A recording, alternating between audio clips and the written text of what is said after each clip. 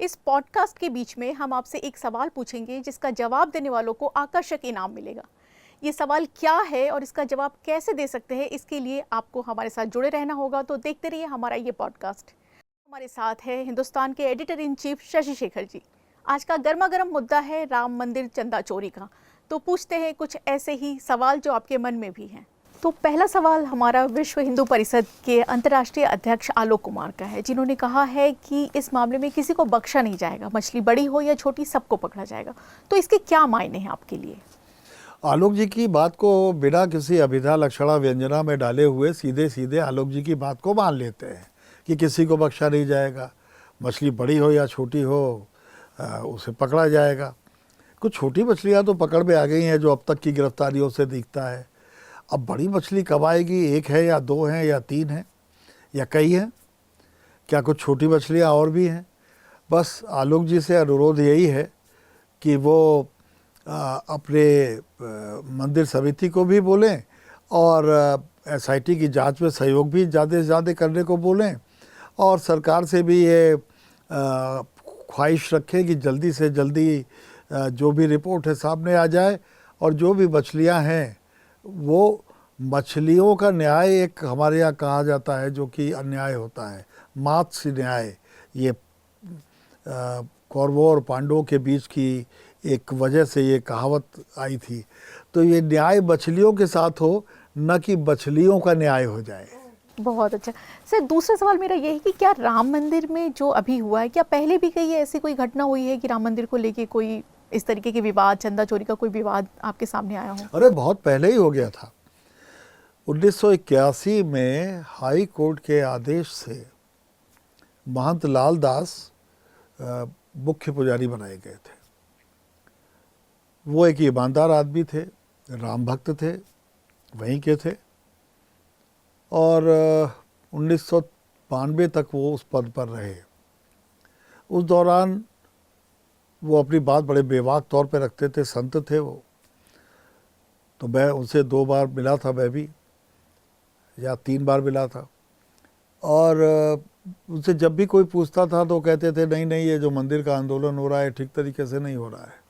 भगवान राम का मंदिर बनना चाहिए पर मस्जिद तोड़ के नहीं बननी चाहिए, क्योंकि भगवान राम सामाजिक सद्भाव के प्रतीक थे, उनके अपने लॉजिक होते थे। और ये जाहिर है कि बहुत से लोगों को उनकी बात नापसंद होती थी, आंदोलनकर्ताओं को भी उनकी बात नापसंद होती थी। दूसरी तरफ आचार्य गिरिराज किशोर जी थे जो वहाँ कारसेवकपुरम में रहते थे। वो भी बड़े विद्वान, बड़े जिसको कहते हैं कि कर्तव्यनिष्ठ व्यक्ति थे। उनसे बात करें तो उनके अपने तर्क होते थे और बड़े अकाट्य तर्क रखते थे वो। तो अयोध्या जाने में, रिपोर्टिंग करने में हम लोगों को बड़ा आनंद आता था, खबरें ही खबरें तैरती रहती थी वहाँ पर। वो जो लालदास जी महाराज थे, वित्तीय अनियमितताओं और प्रशासनिक अक्षमता, शब्दों पर ध्यान दीजिएगा, आधिकारिक शब्द हैं। वित्तीय अनियमितताओं और प्रशासनिक अक्षमता के कारण कल्याण सिंह जी की सरकार ने हटा दिया। आचार्य सत्येंद्र उनकी जगह आ गए, जो पिछले साल तक मृत्यु पर्यंत बने रहे। कि 1 साल बाद 1993 में हत्या हो गई। अगर उस समय के आप अखबार निकालें तो तरह तरह की कॉन्स्पिरेसीज थ्योरी भी छपी है उनमें। मैं नहीं जानता वो हत्या क्यों हुई, कैसे हुई, किसने की। और उससे मंदिर के प्रबंधन का जो तरीका बनना चाहिए था, हालांकि तब तक मंदिर बना नहीं था क्योंकि बाबरी का टूट चुकी थी बाबरी मस्जिद, और रामलला उस समय टेंट में थे, लेकिन वो सवाल उठाते रहते थे अपने तरीके से। तो विवाद तो पहले भी रहे हैं और विवाद आज भी है। और विवाद यही नहीं, आज के विवाद से पहले मौजूदा प्रबंधन के समय में भी राम रच करके जब कार सेवक अयोध्या से वहाँ की मिट्टी खोद कर ले जाकर पूरे देश में जागृति फैलाने के लिए, उनके शब्दों में कहूँ तो ले जा रहे थे 2019 में, तब भी कई तरीके, 2019 से उससे भी पहले की बात है थोड़ी सी, तो तब भी कई तरह के विवाद हुए थे। 2021 में भी विवाद हुआ कि ज़मीन जो है मंदिर के निर्माण के लिए आवश्यकता से अधिक और मांग से अधिक दामों में खरीदी गई। जांच हुई, कुछ रिपोर्ट भी सामने आई, वो गलत पाई गई, लेकिन ये भी सही है कि कुछ रिपोर्ट्स नहीं आई सामने, कॉन्स्पिरेसी थ्योरी बनी रही। पर चूंकि एक लंबा संघर्ष था, मंदिर के प्रति उत्साह था, तो सरकारी सहयोग भी हासिल था हर तरीके का, तो मंदिर बन गया, मंदिर का भव्य लोकार्पण हुआ। उन क्षणों में वहाँ मौजूद रहने का सौभाग्य मुझे भी मिला। बिल्कुल सर, बड़ी मछली क्या है ये तो इसके लिए हमें थोड़ा इंतज़ार करना होगा, लेकिन आपने एक जिम्मेदारी की बात कही कि जिम्मेदारी से उन्हें अपना ये कर्तव्य निभाना है। इसके लिए उन्होंने, अगर हम इस चंदा चोरी के मामले को देखें तो उन्होंने SIT बिठा दिया, लेकिन अब SIT पे भी सवाल है। तो क्या ये जो तरीका है उनके जांच का, ये आपको लगता है ये सही दिशा में है या कुछ बदलाव की ज़रूरत है या होनी चाहिए तुरंत एक्शन? देखिए, SIT पर सवाल उठाना मुझे उचित नहीं लगता है। हमारे देश में कुछ बुरी चीज़ें हो गई हैं इधर के दिनों में कि कोई भी जांच करता हो उसको लपेटे में ले लो, कोई भी कुछ भी बोले उसके लिए कुछ भी बोल दो। पहली बात यह कि योगी आदित्यनाथ ने लॉ एंड ऑर्डर और क्राइम से निपटने में एक रिकॉर्ड स्थापित किया है, उनकी एक छवि है। दूसरी बात यह कि योगी जी का खुद और उनके मठ का, उनके मंदिर का बहुत बड़ा योगदान है अयोध्या के आंदोलन में, तो वो बहुत जुड़े हुए रहे हैं अपनी बाल्यावस्था से इससे। और अगर मोदी जी को भी कहा जाए तो मुझे नहीं लगता कि लॉ एंड ऑर्डर और कानून को लेके उनके मन में किसी तरह की कोई हिचक है। कुछ देरी हो रही है तो ये बात सच है कि जितनी जल्दी हो उतना अच्छा हो, लेकिन कानूनी प्रक्रिया अपने तरीके से चलती है। अभी SIT का कार्यकाल बढ़ाया गया है, पहले शायद 25 जून तक थी वो, अब 14 जुलाई तक कर दी गई है। अब इसको जल्दी से जल्दी SIT के लोगों को भी अपनी रिपोर्ट फाइल करनी चाहिए, उसे सार्वजनिक किया जाना चाहिए। देखिए, इससे पहले भी चंपत राय जी के आने के बाद भी, और उससे थोड़ा पहले भी, बल्कि चंपत राय जी के आने के बाद कई बार कई तरीके के आरोप लगे। ये भी आरोप लगा कि मंदिर के और उसके आसपास के परिसर के विकास के लिए महंगी ज़मीनें खरीदी गई। जांच हुई, कुछ सामने आई, अधिकांश जो उनकी कोई रिपोर्ट नहीं है। तो इस बार जो कुछ हो वो पारदर्शी हो। भूलिएगा मत, अगर जब चंपत राय के लिए भी कहा जाता है कि वो, उन्होंने कहा है कि मैं ऐसे ही नहीं चला जाऊंगा और जब तक दूध का दूध पानी का पानी नहीं होगा। मुझे उनकी नीयत पर कोई शक नहीं है, मैं सवाल नहीं उठा रहा, लेकिन उनको एक बात याद रखनी चाहिए, वो जाएं या ना जाएं, उन्होंने इस्तीफ़ा देने में जो विलम्ब किया, उनको ये कथा याद होगी कि जब श्री राम लौट कर आए वनवास से तो माता जानकी के लिए एक धोबी ने कुछ कह दिया और मर्यादा पुरुषोत्तम ने अपनी पत्नी को अग्नि परीक्षा के लिए कहा। वो स्वतः उन्होंने अग्नि परीक्षा दी, माता जानकी ने। अयोध्या में अग्नि परीक्षा का इतिहास रहा है। एक छोटे से समाज के धोबी के कहने पर चक्रवर्ती सम्राट इक्ष्वाकु वंश के राजा भगवान श्री राम ने ये किया। मुझे ऐसा लगता है कि चंपत राय जी को कुछ, जिस मंदिर में परिसर में रहते हैं, उसकी कुछ बातें याद कर लेनी चाहिए। सर, ये आपने बहुत अच्छा कनेक्ट किया कि अग्नि परीक्षा शायद बीजेपी की भी अग्नि परीक्षा है। क्या आपको लगता है आस्था से जो चीज़ शुरू हुई थी, क्या कहीं योगी ब्रांड, मोदी ब्रांड, उनके हिंदुत्व ब्रांड को एक झटका लगा है? ये कार्रवाई पे तय करेगा, कार्रवाई कैसी होती है। ये इससे भी तय करेगा कि आने वाले दिनों में पारदर्शी व्यवस्था कैसी होती है। ये भी इससे भी तय होगा कि मंदिर का जो संचालन का जो तरीका है वो कैसे बदला जाता है। इससे भी तय होगा कि अगली जिम्मेदारियां जिन लोगों पर डाली जाएं वो कितने पारदर्शी और स्वच्छ छवि के हैं। तो इन चार अगर मुद्दों को ध्यान में रखा जाएगा तो अगर मंदिर का लोकार्पण बहुत बड़ा फ़ायदा नहीं पहुंचा सका था तो ये लोग भूल जाएंगे एक अपराध की घटना की तरह। अगले सवाल की तरफ बढ़ने से पहले हम अपने दर्शकों से आज का सवाल पूछ लेते हैं। आज का सवाल ये है कि भारत में पहली बार कार सेवा कहां शुरू हुई थी? आपको जवाब देने के लिए लाइव हिंदुस्तान का ऐप डाउनलोड करना है। ऐप डाउनलोड करने का लिंक आपको नीचे कमेंट बॉक्स में मिलेगा, तो जाइए फटाफट डाउनलोड कीजिए और जवाब देकर आकर्षक इनाम जीतिए। एक सवाल मैं थोड़ा अलग पूछूंगी कि जिस तरीके से जब ये मामला सामने आया तो आप जैसे वरिष्ठ पत्रकार, उन्हें क्या लगा कि अब क्या होगा? मतलब ये सब लोग जानना चाहते हैं कि अच्छा ओके, अब इसका इम्प्लीकेशंस क्या है? देखिए, मुझे मैंने कहा ना कि मुझे हुकूमत की नीयत पर कोई संदेह नहीं है, लेकिन मैं फिर एक बार अपनी बात दोहराना चाहूँगा, अभी बोली है कि सरकारों को, जांचकर्ताओं को, राष्ट्रीय स्वयंसेवक संघ और विश्व हिंदू परिषद को जो करना चाहिए जल्दी करना चाहिए और पारदर्शी करना चाहिए, नहीं तो चुनाव में ये मुद्दा बन सकता है। और उसकी वजह ये है कि अयोध्या से जो एमपी हैं वो समाजवादी पार्टी के हैं, तो अयोध्या ने चुना नहीं था भारतीय जनता पार्टी के एमपी को, उसके हालांकि कई और भी कारण हैं। उसमें कोई धर्म का योगदान कम था, उसमें जातियों के समीकरण का योगदान ज़्यादा था, और जो जीते हैं उनका भी योगदान था और अखिलेश यादव का भी योगदान था। लेकिन चुनाव पास में है, ये चुनावी साल है, उत्तर प्रदेश में चुनाव होने हैं, और इसको अगर उससे 6 महीने पहले डिफ्यूज़ नहीं किया गया, हालांकि अब 6 महीने बचे नहीं हैं, लेकिन फिर भी जल्दी से जल्दी डिफ्यूज़ नहीं किया गया, तो अखिलेश यादव के ट्वीट से ही ये बात जग जाहिर हुई थी। वो आज भी हर रोज़ ये मुद्दा उठाते हैं, तो समाजवादी पार्टी के हाथ में एक मुद्दा ये अनायास लग जाएगा। हाँ, वो कोशिश कर रहे हैं कि शायद इस मुद्दे को अच्छी तरह भुना पाएंगे या नहीं, इसके लिए भी हमें इंतज़ार करना होगा। एक चीज़ जो मैं देख रही हूँ कि पहले चंपत राय, उन्होंने इस्तीफ़ा देने में देरी की, फिर ये खबर आई कि इस्तीफ़ा दे दिया, ये भी नहीं पता चला कि इस्तीफ़ा दिया है या नहीं दिया, इसको लेके भी एक उलझन है।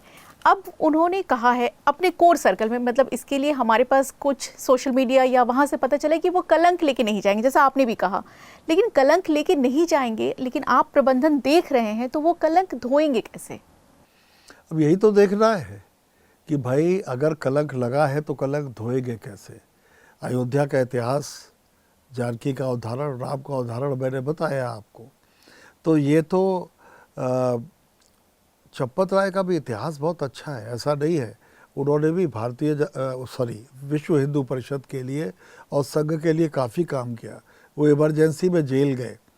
लेकिन अब मुझे निजी तौर पर कभी भी ये भरोसा नहीं होता कि वो बेईमान व्यक्ति हैं। लेकिन कभी मिले उनसे? हाँ, मैं उनसे मिला हूँ, लेकिन मेरी कोई उनसे आत्मीय मुलाकात नहीं हुई, बड़ी औपचारिक मुलाकातें 2 बार हुई हैं उनसे। दोनों को अगर उन मुलाकातों को अगर डिस्क्राइब भी करना चाहो तो डिस्क्राइब करने जैसा कुछ नहीं है। तो मुझे नहीं लगता कि चंपत राय जी को देरी करनी चाहिए, वो भी थोड़ा जल्दी बरते, सिर्फ एसआईटी के ऊपर ना बैठे रहे। मैं आपको बीच में कट कर रही हूँ, लेकिन चंपत राय ने ये भी कहा कि टिन्नू यादव ने ये सब किया है। भाई ये थोड़ा सा अग्राह्य हो जाता है कि अगर टिन्नू यादव कर रहे थे तो देखिए कई चीज़ें सामने आई हैं। हमारी अपनी खुद की पड़ताल भी हिंदुस्तान अखबार की कहती है कि जो लोग 17,000 या 20,000 रुपये मासिक तनख्वाह पाते हैं, वो महंगी उन्होंने ज़मीनें खरीद ली, उस पर मकान उनके बन रहे हैं, उनके घरों से लाखों रुपए बरामद हो गए। तो भाई अगर ये सब चल रहा था और आप जिम्मेदारी के पद पे थे, तो जिम्मेदारी आखिर कहते किसको हैं? सिर्फ इस बात को कि आप एक पद पर बैठे हुए हैं, या आप एक जिसको कहेंगे कि एक चमकता हुआ आभूषण धारण किए हुए हैं, ये नहीं होता। अगर ये हो रहा था और लंबे समय से हो रहा था तो आपको इसको देखना चाहिए था, इससे इनकार नहीं किया जा सकता। जो अनदेखी हुई है, अगर उन्होंने वो अनदेखी की है तो उसका भी खामियाजा। अब मुझे लगता है कि उनके सारे जो उन्होंने इतने दिनों त्याग किया, जो कुछ उन्होंने किया, उस पर फिलहाल तो कई प्रश्न चिन्ह लग गए हैं। ये सज़ा भी कम नहीं होती, ऐसा नहीं है।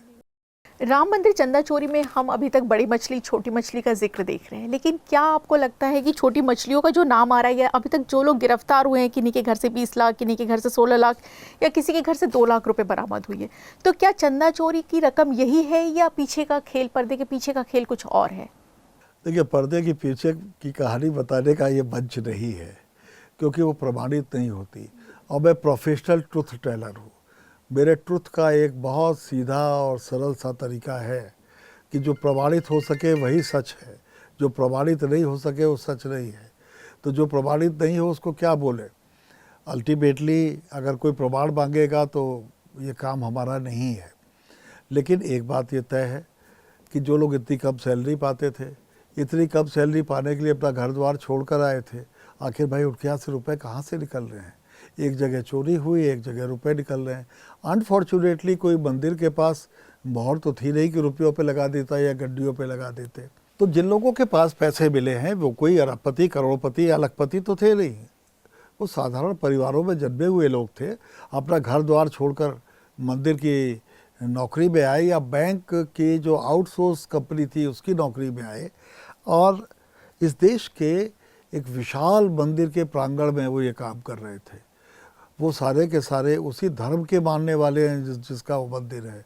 उनको भी ये समझ में नहीं आया, लज्जा नहीं आई ये क्या कर रहे हैं। फिर बैंक अधिकारियों की भी बात है, कहते हैं कि बैंक ने आगाह किया था कि जो स्टैंडर्ड ऑपरेटिंग प्रोसीजर है उसका पालन नहीं किया जा रहा है। वो भी शायद अनदेखी हो गई। अब कहते हैं कि बैंक अधिकारियों पर भी गाज गिरेगी। बैंक का कितना रोल है ये मेरी समझ में अभी इस समय नहीं आ रहा। लेकिन पैसे कहाँ गिने गए, फिर होता क्या था, मोड़े तोड़े नोट होते थे, उन्हें सीधा किया जाता था, उनको एक दिन रखा जाता था। अब उस रखने के दौरान हुई गड़बड़ी, उसी दौरान हुई गड़बड़ी, कब हुई। फिर एक अभी बक्सा भी प्राप्त हुआ है जिस पर किसी और संस्था का नाम लिखा हुआ है जो राम मंदिर से ही जुड़ी हुई है, बनाई गई, उसका QR कोड तक बना दिया गया। ये उस पर कितने पैसे आए ये भी जांच का विषय है। तो कहीं न कहीं भ्रष्टाचार था, भ्रष्टाचार की तमाम परतें थी। SIT को शायद इसीलिए समय निकल रहा है। मुझे लगता है वो बेचारे जितना हाथ डालते होंगे उतना ही उन्हें और गहराई का आभास होता होगा, इसलिए उन्हें समय लग रहा है। इस तरीके की मिसमैनेजमेंट से बचने का क्या उपाय है, क्या समाधान है? देखिए भाई, मेरे दिमाग में एक मोटा समाधान है कि इसकी, जैसे कई मंदिरों में सरकारी रिसीवर तैनात कर दिए गए, कई मंदिरों में सारी व्यवस्था फुल प्रूफ सरकारी कर दी गई, और ये कहा जाता है कि साहब सरकारी व्यवस्था नहीं होनी चाहिए। लेकिन मैं अपना एक उदाहरण आपको बता रहा हूँ, मेरी यादों में उभर रहा है ये किस्सा, और मैं लोभ संवरण नहीं कर पा रहा कि आपसे शेयर न करूँ। देश का एक प्रमुख मंदिर है श्रीनाथ जी का मंदिर, श्रीनाथ द्वारा जिसको बोलते हैं। मैं उदयपुर जा रहा था, रास्ते में मंदिर था और दर्शन बंद होने वाला था। वो 1998 की बात होगी या उसके कुछ बाद की बात होगी। तो मैंने देखा भीड़ ज़्यादा नहीं है, गर्मी के दिन थे, गाड़ी खड़ी की, चला गया, आराम से दर्शन हो गए। वहाँ एक बड़े सात्विक से व्यक्ति घूम रहे थे और उन्होंने अचानक मुझसे ऐसे ही पूछ लिया कि आपको कोई दिक्कत तो नहीं हुई? मैंने नहीं, सब ठाकुर जी की कृपा है, दर्शन हो गया। मैं तो दर्शन करने भी नहीं आया था, मैं तो निकल रहा था सामने से। तो उन्होंने अपना परिचय दिया कि वो उसके मंदिर के वो सरकारी अफसर थे, लेकिन मंदिर के सरकार की ओर से मंदिर के प्रबंधन के लिए तैनात थे। मैंने उनसे ऐसे ही पूछ लिया कि आप बड़े खुश नज़र आ रहे हैं, खुशी की का वजह क्या है? तो उन्होंने कहा साहब मंदिर में कुछ ऐसा प्रसाद है जिसमें केसर चढ़ता है और केसर कहीं मिल नहीं रहा था और केसर ख़त्म हो गया था। आज की पूजा के बाद मैं कल पूजा नहीं कर पाता, लेकिन अभी अचानक विदेश से 1 किलो के केसर का डिब्बा पार्सल मुझे मिल गया है। अब ये भेजने वाला भी अज्ञात है। अब बताइए मैं कितना बेवकूफ़ हूँ कि सर्वशक्तिमान के मंदिर में बैठा हुआ हूँ और मैं अपनी जुगत लगा रहा हूँ, अपना सोच रहा हूँ कि क्या होगा। अरे भाई, जिनकी उससे मंदिर बना है उनका ही सब हो, लेकिन मैं इस मामले को राम भरोसे नहीं छोड़ना चाहता कि राम ही भली करेंगे। जिन लोगों के ऊपर जिम्मेदारी है उनको ये करना चाहिए। और देखिए, ये मंदिर ऐसे नहीं बन गया है, इसके पीछे सैकड़ों साल की लड़ाई है और लड़ाई के एक सर्टेन हिस्से को मैंने देखा है। 6 दिसंबर 1992 की याद आते ही मेरे रोंगटे खड़े हो जाते हैं।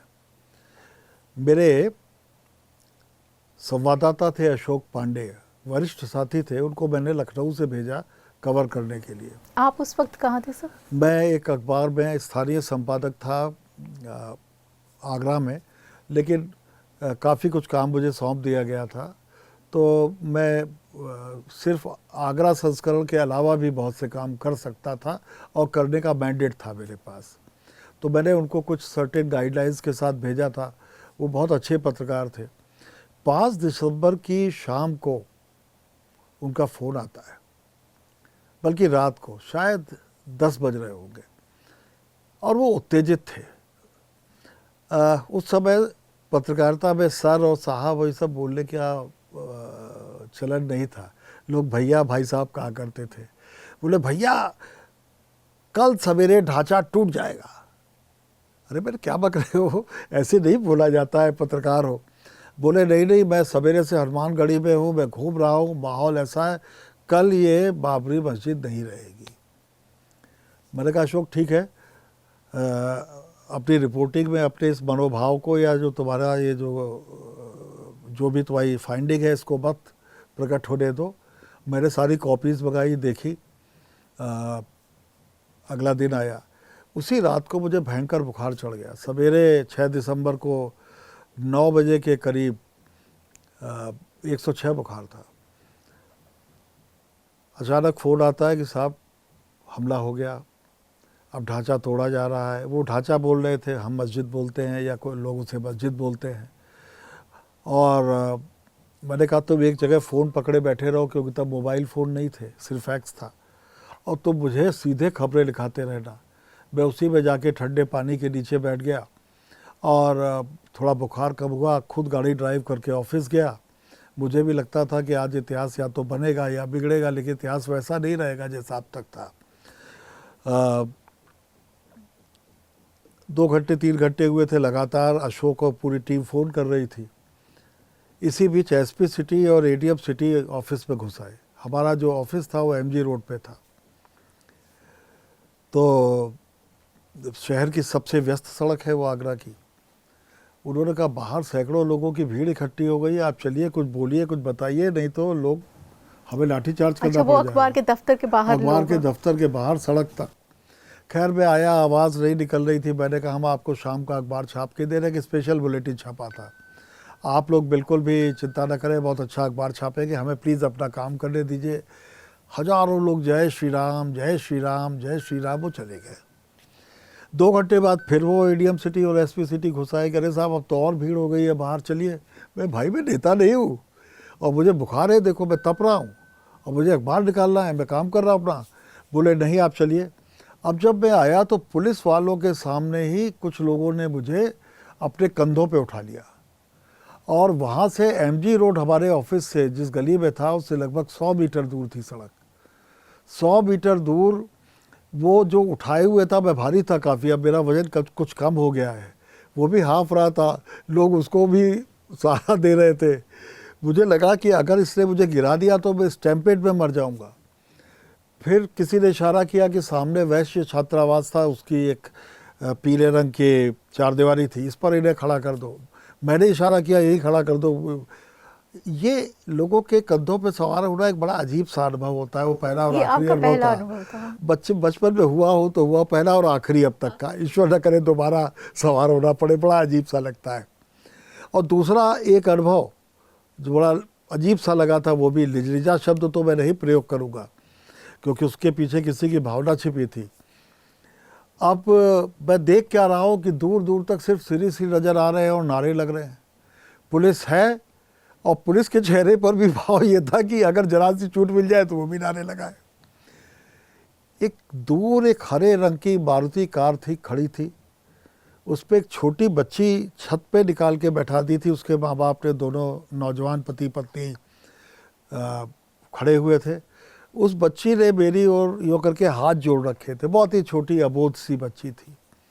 इतने में एक सज्जन ने ट्री गार्ड जो होते हैं ना, जो पेड़ों को संरक्षित करने के लिए लगाए जाते हैं सड़क के किनारे, उसको उन्होंने उस पर यूँ अपना अंगूठा यूँ काटा और मेरे रक्त का तिलक कर दिया। भैया मेरा क्या राम मंदिर से मतलब, मैं तो पत्रकार आदमी, और जय श्री राम। भीड़ क्या चाहती थी?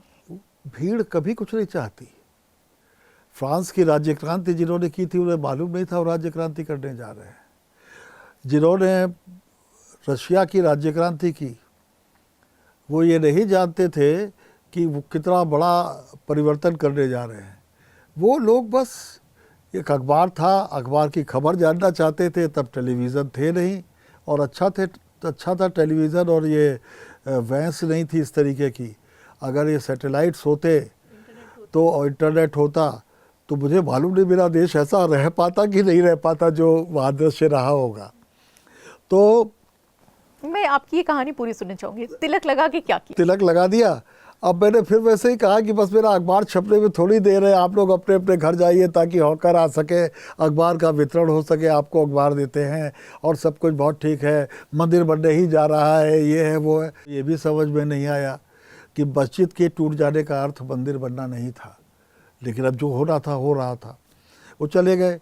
पुलिस ने भी घोषणाएं की, एडीएम सिटी ने भी बड़ी कोशिश की, तमाम मजिस्ट्रेट, तमाम पुलिस वाले, तमाम पीएससी वाले सब आ गए। चूँकि लोग भीड़ में थे, मैंने ये भी कहा कि एम्बुलेंस जाती है, यही बगल में मेडिकल कॉलेज है, ऐसा मत कीजिए कि कुछ गड़बड़ हो। लोग चले गए, धीमे धीमे डिस्पर्स हो गए। आप जरा ये बताइए कि अयोध्या से सैकड़ों किलोमीटर दूर ये हालत थी, और उसके बाद जो हुआ, कई जगह दंगे हो गए, क्या क्या नहीं हुआ। लोगों की जन भावनाएं चरम पर थी। आज भी उनमें से बहुत से नहीं, अधिकांश लोग जीवित हैं। मुझे लगता है कि राम मंदिर, राम से जुड़ा आचार व्यवहार और उसके प्रबंधन करने वालों का आचार व्यवहार असरकारी साबित होता है। एक चीज़, जिस तरीके का अनुभव, क्योंकि ये बहुत दिलचस्प कहानी थी, जिस तरीके का अनुभव आपने उस दिन महसूस किया, क्या पूरे करियर में आपको कभी फिर किसी मुद्दे पे इस तरीके का आवेग, इस तरीके का जोश, उत्साह देखने को मिला? हाँ, मिला, कई बार क्रिकेट मैच में मिला कवर करते हुए। कभी कभी देखिए, हमारे यहाँ एक बुरी बात है, bad news is always a good news. बेहतर है इसके संबंध में ज़्यादा बात न की जाए। कई बार कवरेज के दौरान अलग अलग तरह के रोमांच मिले, लेकिन ये बिल्कुल अलग था। जैसे हमने एक लोगों के अंदर एक भक्ति की, एक आस्था की, मर्यादा पुरुषोत्तम की बात की है। अगर हम दक्षिण के मंदिर को देखें, वो किस तरीके से मैनेज कर पा रहे हैं? क्योंकि आपने एक बार अपने पॉडकास्ट में कहा था कि वहाँ इतना सोना है कि पूरे साल का बजट निकल जाए, तो वो कैसे मैनेज कर रहे हैं? और अयोध्या में क्यों सिर्फ 3-4 साल में ऐसे हालात पैदा हो गए जहाँ चंदा चोरी हो गई? मुझे ऐसा लगता है कि दक्षिण के मंदिरों को, चूँकि चाहे उनके न्यासों के जरिए या सरकार के जरिए ठीक से मैनेज किया जा रहा है। मैनेज तो और भी मंदिर हो रहे हैं, ऐसा नहीं है। मथुरा का भी मंदिर है, काशी का भी मंदिर है, इस तरीके की बात कहीं सामने नहीं आई। यहाँ आई है, शुरू में नकारी गई, लेकिन उस पर जांच हो रही है। लोग गिरफ्तार हुए, उनके यहाँ से पैसे बरामद हुए, यानी सब कुछ अच्छा नहीं था। प्राइमा फेसाई तो यही लगता है। तो अब जरा ये देखते हैं कि कार्रवाई क्या होती है। लेकिन ये बात सही है, जैसे मैंने कहा, कि आने वाले दिनों में हुकूमत की, राष्ट्रीय स्वयंसेवक संघ की, मंदिर से जुड़े लोगों की और मंदिर में भावना रखने वाले लोगों की, सब लोगों की, मंदिर में भावना रखने वाले लोगों की भावनाओं के सम्मान के लिए बाकी 3 लोगों को एक ऐसी व्यवस्था करनी होगी जो बहुत पारदर्शी हो और ऐसी हो जिसको कोई भी टीवी खोलकर या यूट्यूब खोल के देख सके कि पैसा, उनको फिर से भरोसा बनाना होगा। एक रसीद का सिस्टम भी मुझे लगता है। अब मुंबई की सिद्धि एसोसिएशन का या सिद्धियों की एक जमात का आरोप है कि हमने चांदी के खड़ाऊ प्रेजेंट किए थे, हमें कोई रसीद ही नहीं मिली। अब आरोप लगाने वाले भी बहुत से आ जाएंगे, उन्हें भी जांचना मुश्किल होगा एसआईटी के लिए या जांचकर्ताओं के लिए, लेकिन ये आरोप लगे ही नहीं। और मर्यादा पुरुषोत्तम का मंदिर मर्यादा का प्रतीक बन जाए इस देश की, ये कार्रवाई जरूर होनी चाहिए और इसका इंतज़ाम होना चाहिए। हम अभी तक राम मंदिर और यूपी की बात कर रहे हैं, लेकिन इस पर सवाल पूछने के लिए हमारे साथ एक कलाकार है रोहित रॉय। तो आइए देखते हैं उन्होंने क्या सवाल पूछा है। Hi, Mr. Shekhar. This is Rohit Roy. The question I'd like to ask you is, what keeps you awake at night? The stories you published or the ones you didn't? Thank you. Rohit साहब, धन्यवाद। मैं आपकी अदाकारी का कायल हूँ और आपने मुझसे सवाल पूछा, इस लायक समझा, शुक्रिया।